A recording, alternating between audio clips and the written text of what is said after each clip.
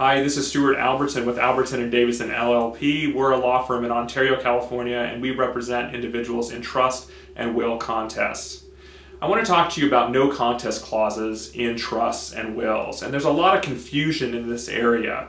Almost a week doesn't go by where I'm meeting with a potential client and they're pointing out to me that they only get $1 under the trust or the will if they challenge any of the trust or will's terms.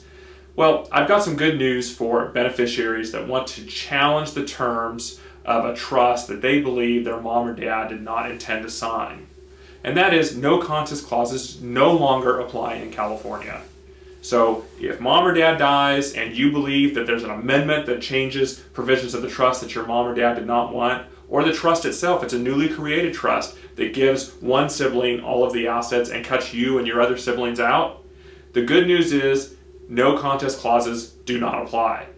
But wait a minute, the people say, I spoke to a lawyer the other day and they said that no contest clauses, we have to make sure that we have reasonable cause and there's no probable cause. I just want to point out, once again, that 99 times out of 100, no contest clauses are not going to apply any further in California.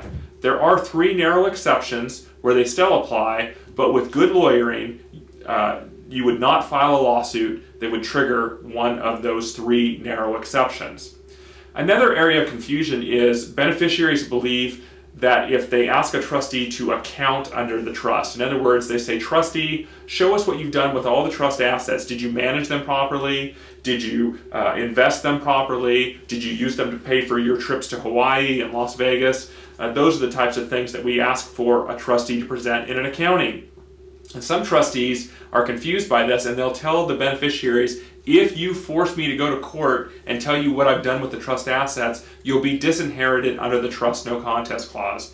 And that's just not the case. There is no way, shape, or form under California law where you're asking a trustee to account under the terms of the trust that you would trigger that trust no contest clause and you would lose your inheritance. That just won't happen. So I want to make sure that's clear. Number 1, no contest clauses are generally not going to apply in California 99 times out of 100. And secondly, when you're asking a trustee to account to you for their acts as trustee under a trust, you will not trigger the no contest clause by bringing them into court and forcing them to answer for their management of the trust.